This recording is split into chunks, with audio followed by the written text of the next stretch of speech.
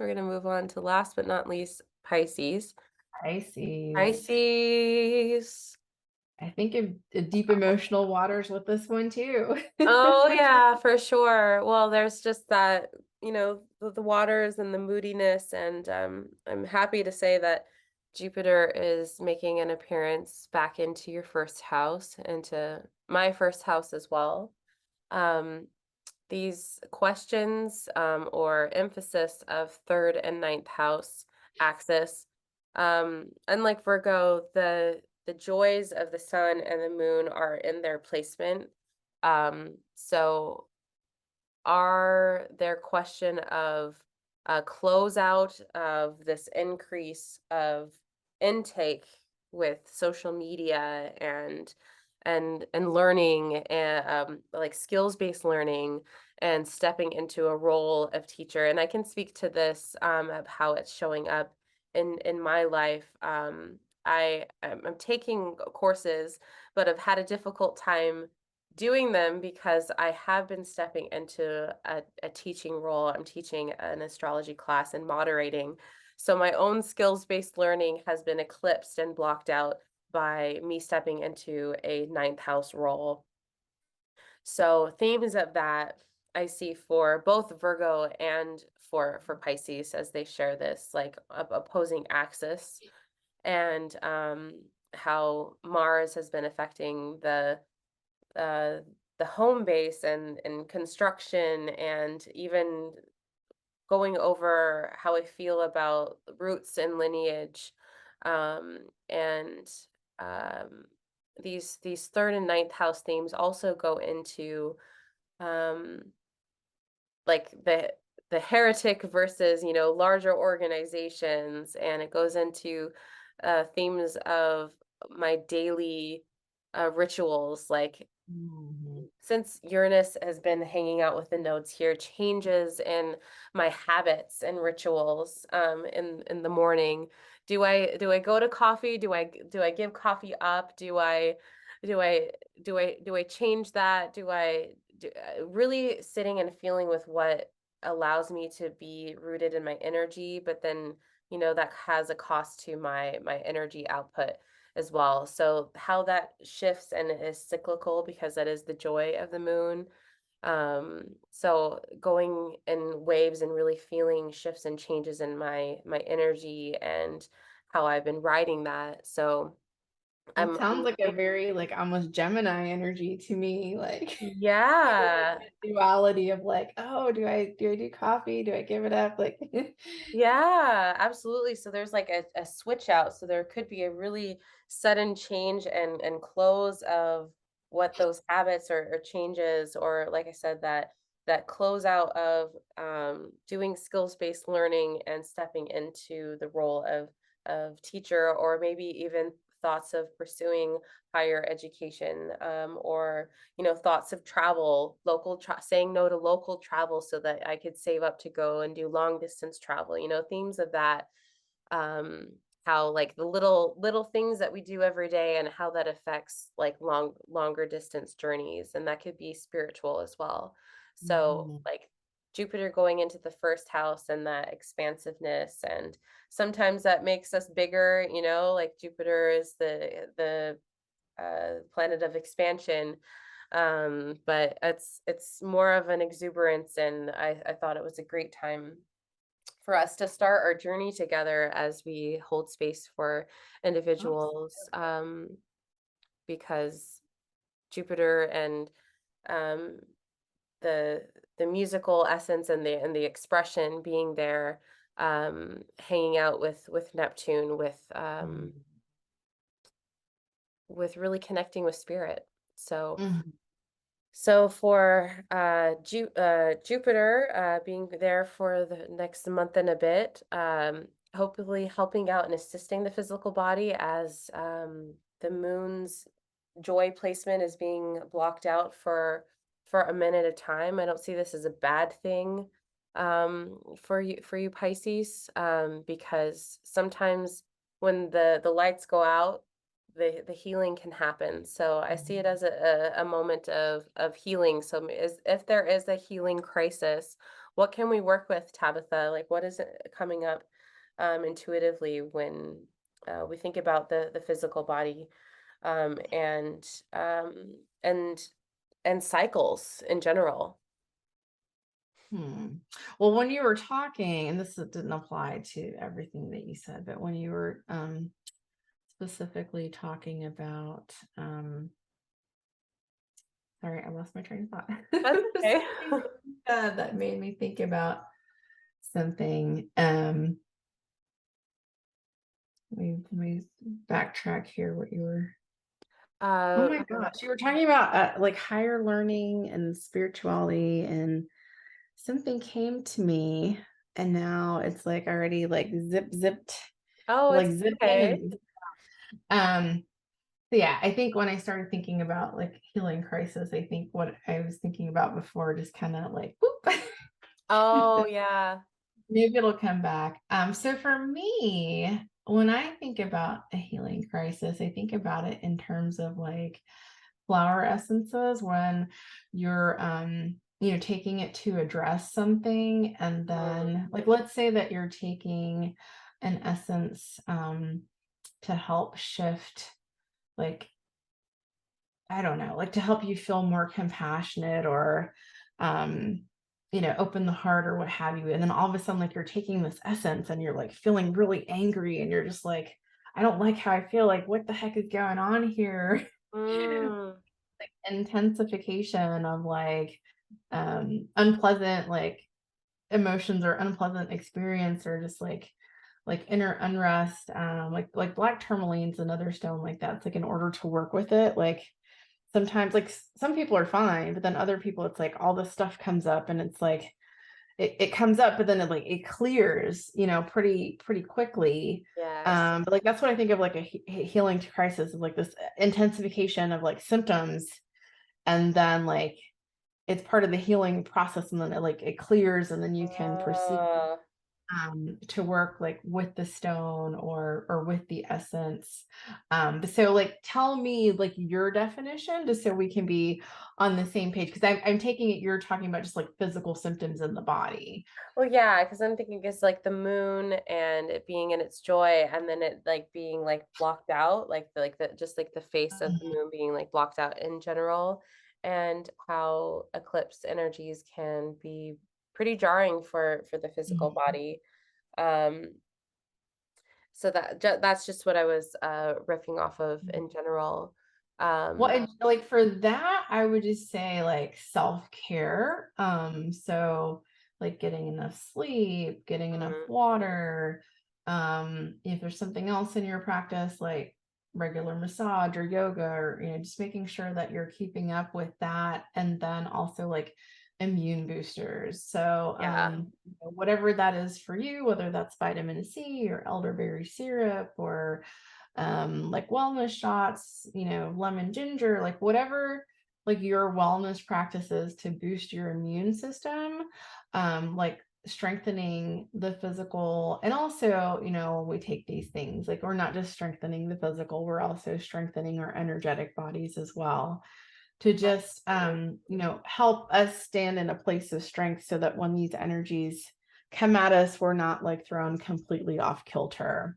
Yes, and I'm also mentioning because there is this square between Neptune and Mars, so there's that like that spiritual like subtlety like coming into a square with Mars can be pretty difficult on the mental body um Mm. for Pisces as well. So that tight square because he's going to be going like retrograde and they'll be like hanging out in this square for a while. But I mean, there's these eclipses that come that are that speak loudly, and when we think about this third and the ninth house axis, how the ninth house there has been a decrease in the ability to, or if third house themes have been at play or overemphasized because that we haven't had the forethought to think or get out of that. I think the next 6 months could bring a shift and change towards an answer towards that. Yes. So this is a time that we can spend to rest and allow that Jupiterian Mhm. energy and sound work and healing to come through for that month and a bit after this lunation cycle. If there is any physical ailments or if you weren't able to give yourself that rest, um, because Saturn being in the 12th in the place of his joy can be isolating, but Mhm. there because he is in the place of the joy, there is abundance that he's strong, he's in his domicile, he's in a place of and he's been there since midpoint in the pandemic. There's this taskmaster that is going to be coming into the ascendant as well next year. So all these processes, the Mercury retrograde and this lunation cycle and the shifts that are coming when Pluto changes sign and when Saturn changes sign are all going to happen at the culmination point at the end of this 6 month process that's happening. So just Mhm. keeping your eyes open, Pisces, and allow time to absorb the beautiful sounds that music can help. That's the messages that I'm receiving. Is to allow like sound healing and music to penetrate and to be part of a new routine possibly that could help with this shift and change and process over the next couple of months. So really leaning into that and being assisted by those waves. Yeah, the vibration of the sound helps to break up, things that shouldn't be there and to clear and to realign. And I know we're talking about Saturn, but as you started talking about the ninth house again, my thought zipped back to me. Okay, Um, good. and it is very specific, so it's not addressing everything that you just spoke about, but to go back to this point of like stepping into like this role of the teacher and some of the things that go along with that. I was thinking of chrysocolla because it not only amplifies the voice, but it helps you to get your point across or to communicate in a way that other people are able to take in and digest the information. So it's really helpful for the teacher, for the communicator to be able to just like get those points across. Oh, I love that. And do you have any specific card deck that's calling out to you right now? Let me get quiet for a second here and see which Yep. one in front of me wants to be working with Pisces. Yeah, I'm going to go back to the Kim Krantz animal deck.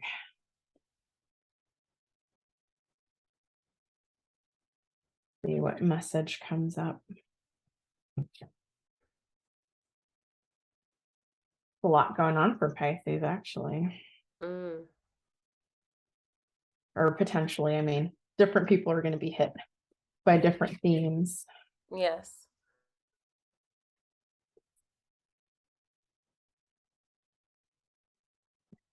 Oh my gosh, you're not going to believe it. What is it?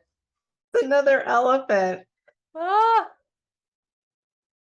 Oh my gosh.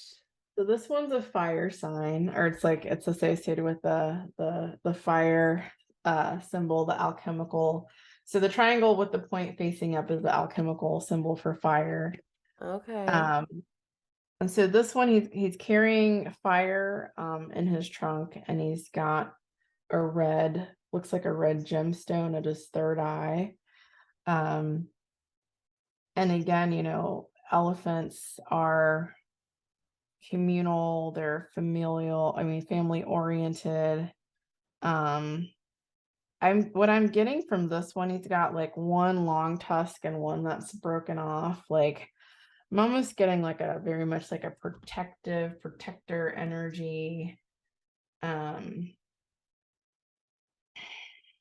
let's see what she has in her book. But really interesting, this element of fire. Yes. Because I don't know that I would have naturally associated elephant with fire. Do you know what I mean? No, I don't think I would have either.